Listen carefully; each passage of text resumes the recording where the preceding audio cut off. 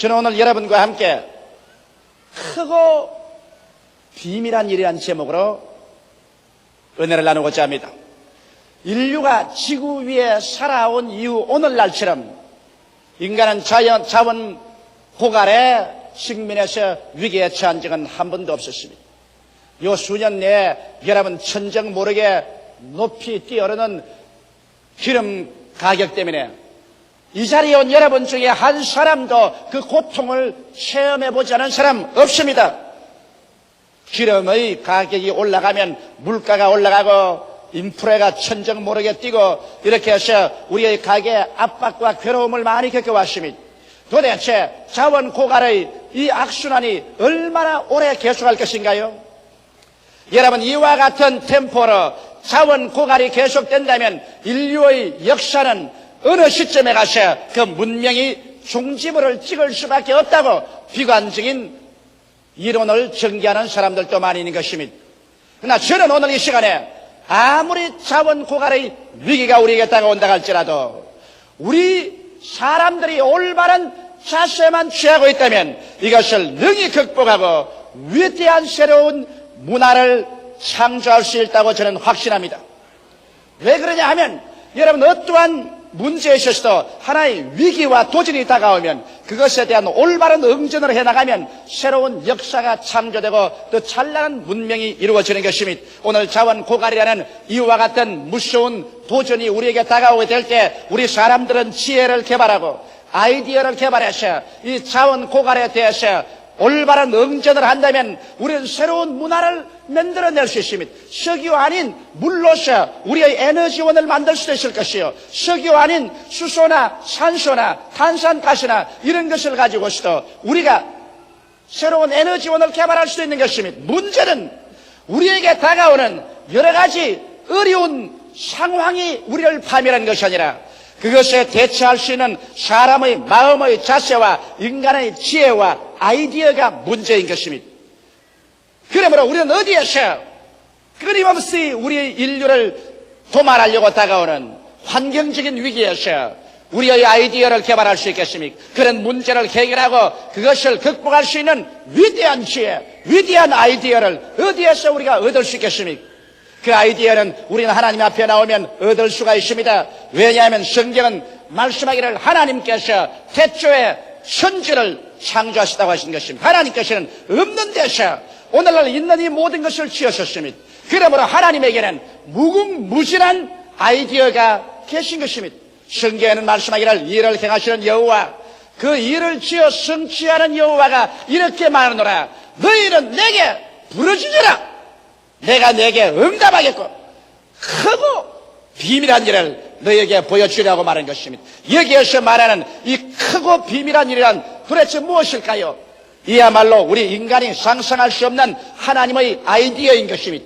하나님께서 지혜와 아이디어를 우리에게 주셨어요. 그래서 어떠한 문제도 능히 해결할 수 있게 해주시겠다고 약속하신 것입니다. 이러기 때문에 하나님을 믿는 사람, 우리 주 예수 그리스도를 경외하는 사람은 우리가 이 땅에 살면서 어떠한 자원 고갈이 다가오든지 어떠한 환경적인 위기가 다가오든지 우리가 기도하고 하나님을 앙망하고 하나님을 기다리며 하나님을 찾고 하나님을 의지하는 이상 염려 근심하거나 파멸할 도리가 없는 것입니다.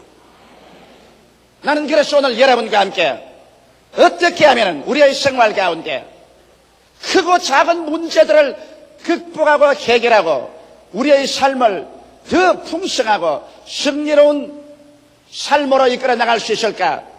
거기에 대한 하나님의 크고 비밀한 일을 여러분에게 말씀드리고 싶습니다. 첫째로 우리가 우리의 삶의 승리를 얻기 위해서는 여러분께서 그 무엇보다도 하나님 앞에서 아이디어를 구해야만 되는 것입니다.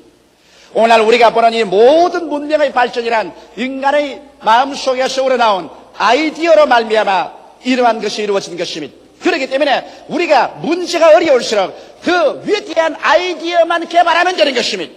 절대로 인류는 자연자원 고갈로 말미암아 망하지는 않습니다. 아이디어가 고갈해지면 그때 인류는 망하고 마는 것입니다. 여러분의 문제로 말미암아 여러분은 패망하지 않습니다. 여러분의 마음에서 아이디어가 넘쳐나오지 아니하면 그때 여러분은 망하고 마는 것입니다. 어떠한 도전도 거기에 대해서 위대한 아이디어로 응전하면 새로운 성공을 가져올 수가 있는 것입니다. 이렇기 때문에 우리는 아이디어를 하나님께 간절히 구해야 되는 것입니다. 우리 하나님께서는 오늘날도 당신 속에서 크고 비밀한 것을 가지고서 주께 부르짖는 사람에게 이것을 나타내 주기 위해서 기다리고 계신 것입니다. 저는 근본에 핀란드의 헬싱키에 갔을 때 굉장한 아이디어 하나를 보았습니다. 그곳에 핀란드의 헬싱키의 도심지에 락샤츠라고 바위 교회가 있습니다. 이 바위 교회는 세계적으로 유명해서 하나의 관광 코스가 되어 있습니다. 그 왜 락처치가 유명하게 됐느냐?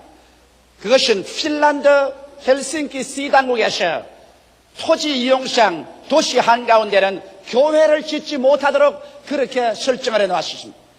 그런데 그곳에 있는 루트란 교회가 도시 한가운데 교회를 세우기는 세워야 되겠는데 시당국에서 절대로 허락을 안 해주니까 어떻게 교회를 세울 것이냐. 그래서 그들이 모여서 구수회담을 하고 기도를 하는데 그 루트란 건축가 두 사람이 아이디어가 떠올랐습니다. 왜냐하면 헬싱키 도시 한가운데 큰 바위 덩어리가 있습니다. 이 바위 덩어리는 하도 바위 덩어리가 컸기 때문에 여기에는 집을 지을 수도 없고 아무 시설도 없어서 시 가운데 바위 덩어리를 그대로 내버려 놓은 것입니다. 그런데 여기에 이 건축가 두 사람이 아이디어를 개발한 것입니다. 구태여 교회라고 해서 반드시 기초를 놓고 기둥을 세워서 지붕을 덮어야 교회가 될 리가 있겠는가? 그 바위를 그대로 파서 문만 뚫어 놓으면 바위 교회가 될 것이 아닌가?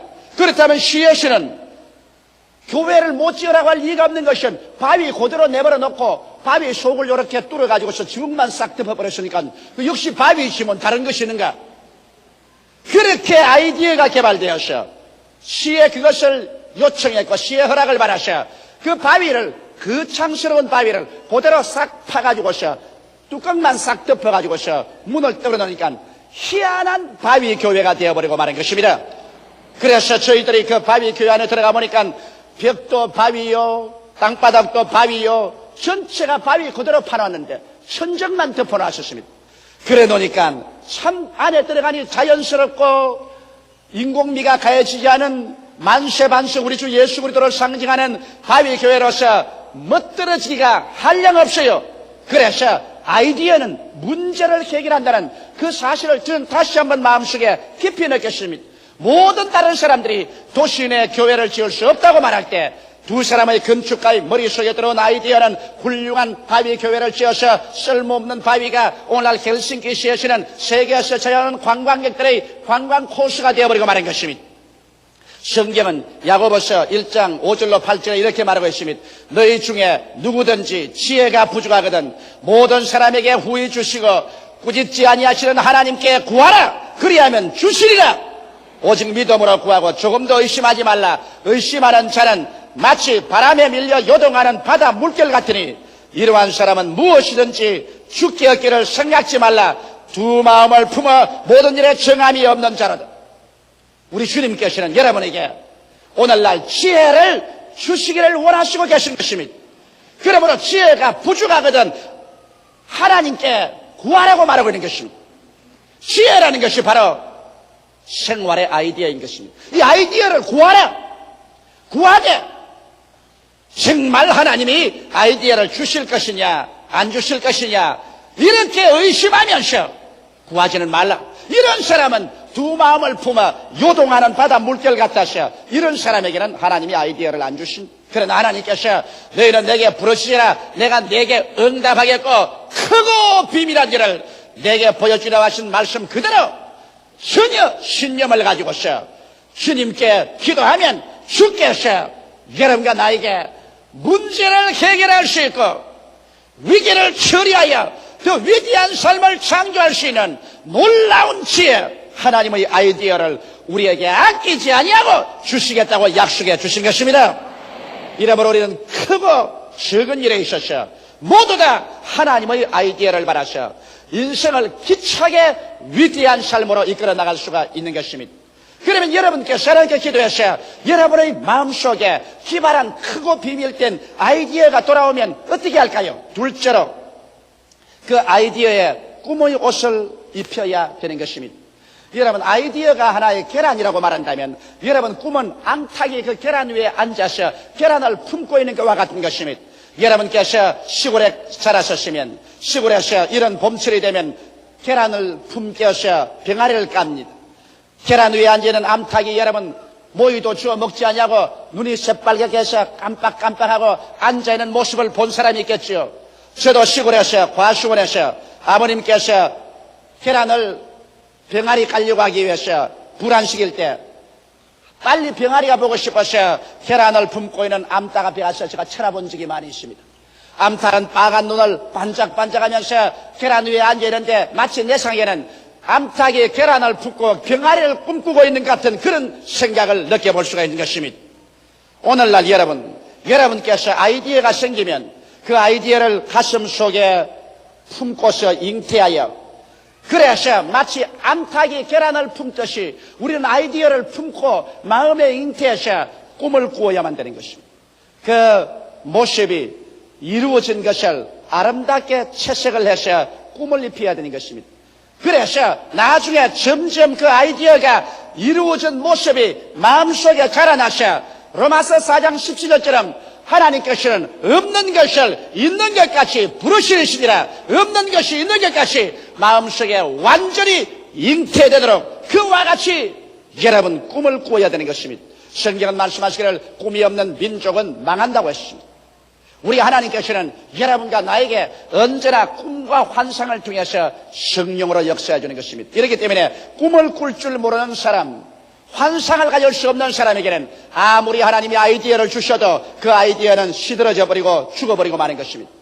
아이디어를 받으면 그 마음속에서 그것을 품어서 주야로 여러분의 온기를 더해서 그것이 이루어진 모습을 꿈으로 그려서 이것이 여러분 속에 가득히 잉태되어 마치 9개월 만에 어린애기를 낳듯이 이것이 여러분의 영혼 속에 불러지고 커져야만 되는 것입니다. 그렇게 되면 그 다음 어떻게 할까요? 셋째로 마음속에 흥분해야 됩니다. 사람이 무엇을 이루든지 그 마음속에 영어로 말하면 excitement, 아주 excite되고 마음이 흥분이 되어서 안절부절하지 않으면 그 사람은 일을 할 수 있는 거대한 동기가 생겨나지 않습니다. 아이디어가 가져온 거대한 유익과 축복을 생각해 보십시오.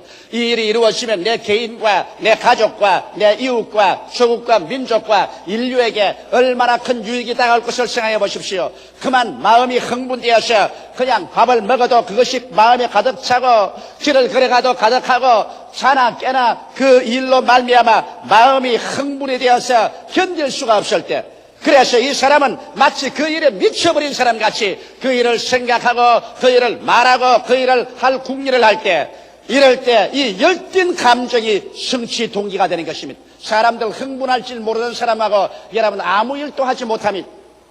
적고 큰 일을 하는 사람 그곳이 아주 흥분해버려야 되는 것입니다.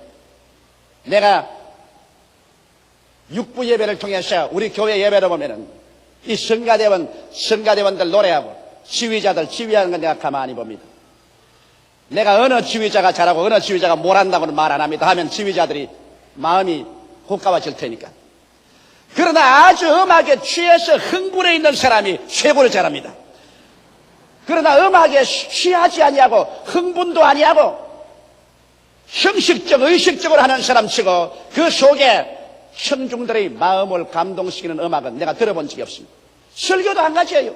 목사가 강단에 와서 자기 설교에 자기가 취해서 정신없이 설교를 하고 그냥 성령에 도취돼서 설교하자는 이상은 그 설교가 다른 사람에게 감동을 주지 않습니다.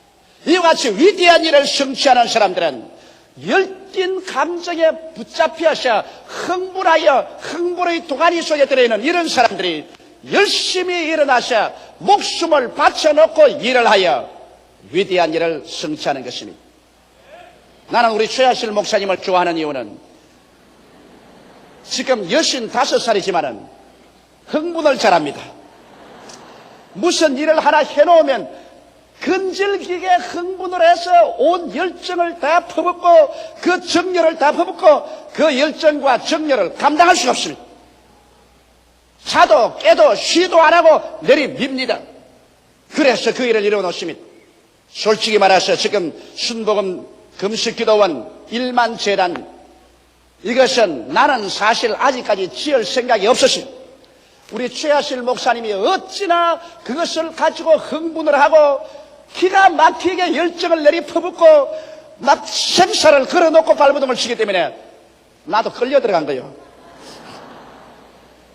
그래서 내가 어제 금식기도원에 와서 굴 속에 들어가서 기도할 때 말했습니다. 주여, 이 1만 재단은 내가 한 것이 아니라 저 목사님에게 끌려 들어와서옵나이다. 그러니 끌려 들어와도 책임은 내 어깨에 있으니까 주여 잘 이루어지게 하여 주시옵시고 필요한 자원을 공급하여 주옵소서. 제가 그렇게 기도한 것입니다. 여러분 마음속에 이와 같이 끓어오르는 열정이 일어나지 않거들랑 아직까지도 아무런 창조도 일어날 기미가 없다는 것을 알아야 될 것입니다. 그 다음 넷째로 이와 같이 마음속에 열띤 감정이 동기가 되거들랑 이제는 찬동자들을 얻어야 되는 것입니다. 모든 일이라는 것은 혼자의 힘으로 안 됩니다. 어떠한 사람이 아이디어를 내면 다른 사람이 자문을 대야 되고 다른 사람이 기술을 내야 되고 그렇게 해서 연합해서 일을 해야 돼요. 어떠한 일이라도 팀워크가 이루어지지 아니하면 위대한 일은 이루어지지 않습니다. 하나님께서 천지를 지으실 때도 하나님께서는 성부 아버지가 모든 계획을 세우시고 성자 예수님이 직접 나와서 일하시고 성령 하나님께서 모든 능력을 다 제공하여 주셔서 성삼위일체 하나님의 팀워크를 통해서 오늘 천지와 만물이 이루어진 것입니다. 하나님도 천지를 지으시는데 삼위일체 하나님이 팀워크가 되셔서 일을 하시는데 하물며 여러분과 내가 일하는데 혼자서 일하겠다면 그 일이 이루어지지 않은 것입니다. 이렇기 때문에 여러분께서 아이디어를 갖고 그것이 꿈으로 말미암아 완전히 잉태되어 마음의 확신으로 채워지면 이것으로서 마음에 기차게 흥분해서 열띤 감정이 성취 동기가 이루어지면 이것을 사람들에게 말해서 설교를 시켜야 하는 것입니다. 자원이 있는 사람 설교를 시켜야 되고 기술이 있는 사람 설교를 시켜야 되고 능력이 있는 사람 설교를 시켜서 그래서 여러분이 함께 뛸 수 있는 팀워크가 이루어져야 위대한 일이 이루어지는 것입니다. 나는 우리 순복음 중앙교회가 오늘 단일교회로서 세계의 최대의 교회가 이루어졌다고 하는 이유를 잘 압니다. 그것은 왜냐? 먼저 저와 우리 최하실 목사님과 팀워크가 이루어졌기 때문에 된 것이요. 우리 교회 장로님들과 팀워크가 이루어지고 우리 교역자들과 팀워크가 이루어지고 우리의 구역장님, 우리의 조장님, 우리 성도들과 이와 같이 한결같은 팀워크가 이루어져서 우리 교회 생긴 이후로 지금까지 아직도 한 번도 교회가 분쟁이나 분리된 일이 없었기 때문에 세계 최대의 교회가 이루어지게 된 것입니다. 할렐루야. 나는 우리 교회를 자랑할 때 교회의 숫자를 자랑하지 않습니다. 교회 숫자야 이렇게 이루어질 수 있죠. 25년이 넘도록 우리 교회는 한 번도 분열된 적이 없습니다. 교역자끼리 분열된 것도 없고 당회 장로님들끼리 분열된 것도 없고 우리 평신도끼리 분열된 적이 없습니다. 우리는 예수 그리스도 가운데 여러 가지 이견이 서로 부딪히더라도 그리스도 가운데 나중에 전국적으로 언제나 사랑하고 용납하고 용서해서 하나가 되어서 한 뭉치가 되어서 팀워크가 되어왔기 때문에 오늘날 세계 최대의 단일교회라는 이 크나큰 교회를 이룰 수 있는 기적이 일어났던 것입니다. 할렐루야. 이것을 자랑하고 나는 끝까지 이렇게 하나님이 해주시기를 간절히 간구합니다. 그 다음 다섯째로 이렇게 되면 여러분은 이제는 목표를 설정하고 기간을 정하고 계획을 세워서 렛츠고 시작하자 출발을 해야 되는 것입니다. 오늘날 수없이 많은 사람이 인생에 실패하는 이유는 그들의 삶에 분명한 목표를 설정하지 않고 목표가 이룰 수 있는 기간을 설치하고 그 계획을 세우지 않습니다. 사람이 여러분 일에 목표를 세우지 않으면 방향을 잃은 사람 같아서 바람 부는 대로 물결 치는 대로 이리 밀리고 저리 밀리고 아무것도 못합니다. 목표를 세워놓고 그 다음에는 기간을 정해놓으면 이제는 결사직이 되는 것입니다. 방향이 뚜렷해지고 이제는 기간이 정해졌으니 이 일을 이루어지겠다고 그래서 시간도 노력도 물자도 그것에 집중할 수 있게 되는 것입니다. 이러므로 반드시 목표와 기간을 정하십시오. 그래야 방향이 설정되고 그 일을 이루겠다는 마음속에 동기가 일어나셔 자나 깨나 먹으나 안 먹으나 그냥 정신없이 뛸 수 있게 만들어주는 것입니다. 그리고 난 다음 목표가 뚜렷하면 이제 내가 뛸 때 내가 어느 정도 성공했는가, 아직까지 어느 정도 실패하고 있는가를 측량해 볼 수가 있으며, 또 성공했으면 그 목표에 비추어 보아서 자신이 생기는 것입니다. 더 믿음이 생기고 더 신념이 생겨서 더 힘차게 일해갈 수가 있는 것입니다. 수없이 많은 사람이 실패하는 이유는 목표를 설정하지 않기 때문인 것입니다. 제가 수년 전에 오스트라리아에 갔었을 때 오스트라리아 교회가 잠자고 있었습니다. 거기에 있는 교역자들이 내게 와서 물었습니다. 우리는 무엇이 병들었습니까? 무엇이 잘못됐는지 조 목사가 진찰을 해 주십시오. 그래서 저는 오스트라리아 교회의 목사님들 만나 이야기해 보셨습니다. 평신도들과 만나서 이야기해 보셨습니다. 그 결과 나는 그들에게 중대한 병이 걸린 것이라 보았습니다.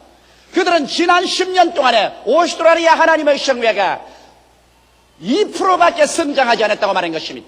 2% 성장이란 안 자란 것과 같습니다. 자녀만 낳아도 2% 이상은 돼야 될 것인 것입니다. 그런데 내가 발견한 것은 어느 교회치고 한결같이 교회 성장에 대한 목표를 설정한 교회가 없더라는 것입니다. 목사님들이 그저 교회를 성장해 주기를 바라고 있을 따름이지 목표를 설정하지 않았기 때문에 교회가 나아가는 방향도 결정되지 않았고 교인들이 일해보겠다는 동기도 생기지 아니했고, 그리고 그 교회 전체가 성공하는지 실패하는지 속도를 재보이도 않고 모두 다 자신이 없고 그래서 방황하고 있었습니다. 이래서 나는 그때 단호하게 말했습니다.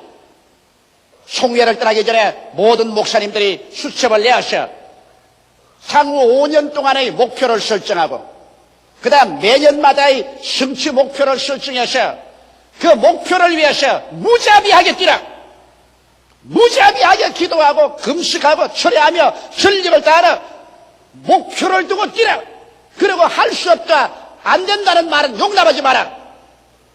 그래야 하나님이 축복해 주신 믿음은 바라는 것이 있어야 하나님이 축복을 해 주시지, 바라는 것이 목표가 없는데 믿음이 생길 리가 있느냐. 아무리 믿습니다 해도 바라는 그것이 믿음인데 바라는 것 없이 어떻게 믿음이 생기느냐.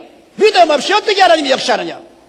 그래서 그들은 크게 깨닫고 모두 다 목표를 설정했습니다. 그 결과 나는 가장 영광스러운 보고를 받게 된 것입니다. 2년이 지나자마자 2년 만에 오스트라리아 하나님의 성회는 전체 50%가 성장하게 되어버리고 말한 것입니다. 과거 10년에 2%밖에 성장하지 못하는 것이 2년 내에 50%가 성장되고, 오늘날에 여러분 오스트라리아에 가면 어느 곳에 가나 우리 순복음 중앙교회 노래를 부르고 있습니다. 순복음 중앙교회 때문에, 조용기 목사 오스트라리아에 왔기 때문에 우리 오스트라리아에는 새로운 불이 붙었다고 그들은 한국어의 노래, 순복음 중앙교회 노래를 부르고 있습니다. 이것은 내가 조금도 거짓없이 여러분에게 말하는 것입니다. 이러므로 사랑하는 성도 여러분, 무엇을 이루려고 하면은 분명한 목표를 기록하고 목표가 이룰 기한을 정해놓고 그 다음에는 목숨을 바쳐서 할 수 없다, 안 된다, 어렵다 그런 호사스러운 말은 내가 던져버리고 이루든지 죽든지 둘 중에 하나를 하겠다고 결의에 차서 밀고 나가면 하나님의 역사가 일어나기 시작하는 것입니다. 여섯째로 마지막입니다. 믿음의 불시험을 이상히 생각하지 마십시오. 여러분이 어떤 일을 시행하든지 반드시 그것이 한 번은 물과 불을 통합니다. 죽음의 과정을 통하지 않은 믿음은 믿음이 아닌 것입니다. 베드로전서 4장 12절에 사랑하는 자들아 너희를 시련하려고 오는 불시험을 이상한 일 당하는 것 같이 이상히 여기지 말라고 말했습니다. 또 히브리서 11장 12절에 이러므로 죽은 자와 방불한 한 사람으로 말미암아 하늘의 흐드한 별과 또 해변의 무수한 모래와 같이 많이 생겨났느니라. 죽은 자와 방불한 한 사람. 여러분이 무엇을 계획하더라도 여러 가지 시험과 어려움이 다가와서 부딪혀 나중에 죽은 자와 방불하게 되는 체험을 하게 되는 것입니다. 적고 큰 죽음이 여러분께 부딪혀 와서 그래서 여러분이 실망되게 하고 낙심되게 해서 이제는 나의 지혜나 나의 지식이나 수단과 방법으로 안 되니 이제는 주여 주께서 일어나서 역사하소서 이렇게 말할 때 주님은 그때 일어나서 말할 것입니다. 너희는 오늘날 가만히 있어 내가 너희를 위해서 싸우는 것을 보라.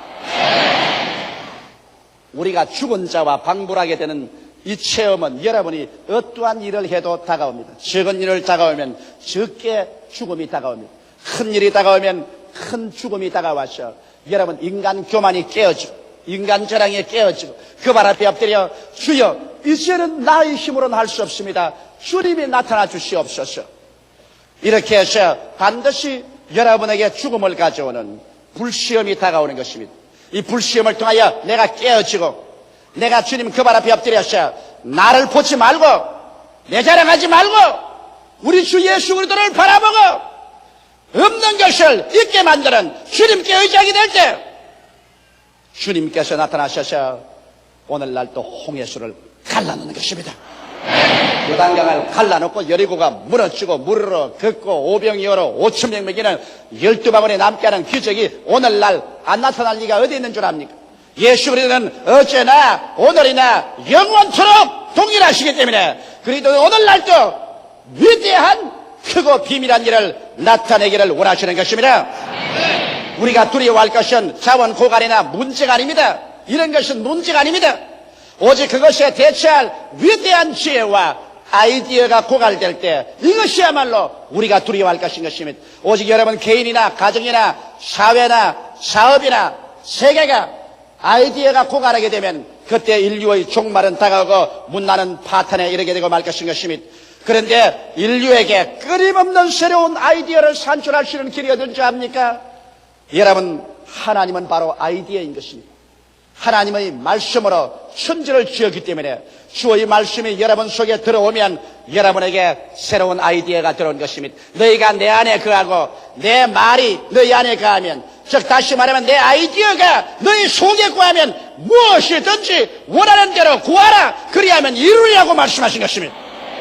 여러분이 주 안에 거해서 하나님께 부르짖는데 주의 아이디어, 주의 말씀이 우리 속에 들어오면 승리는 그때부터 출발하는 것입니다. 우리 다 같이 고개 숙여 기도드리겠습니다. 살아계신 아버지 하나님, 우리 인류 가운데 들어온 가장 위대한 아이디어는 예수 그리스도인 것을 알게 하여 주시옵소서. 하나님의 아이디어인 예수 그리스도로 말미암아 죄와 불의와 추악, 죽음과 저주와 절망에서 해방을 얻고 영생을 얻는 하나님의 아이디어를 받아들여 영원한 삶을 얻는 우리들 되게 하옵소서. 예수님 이름으로 기도드리옵나이다. 아멘.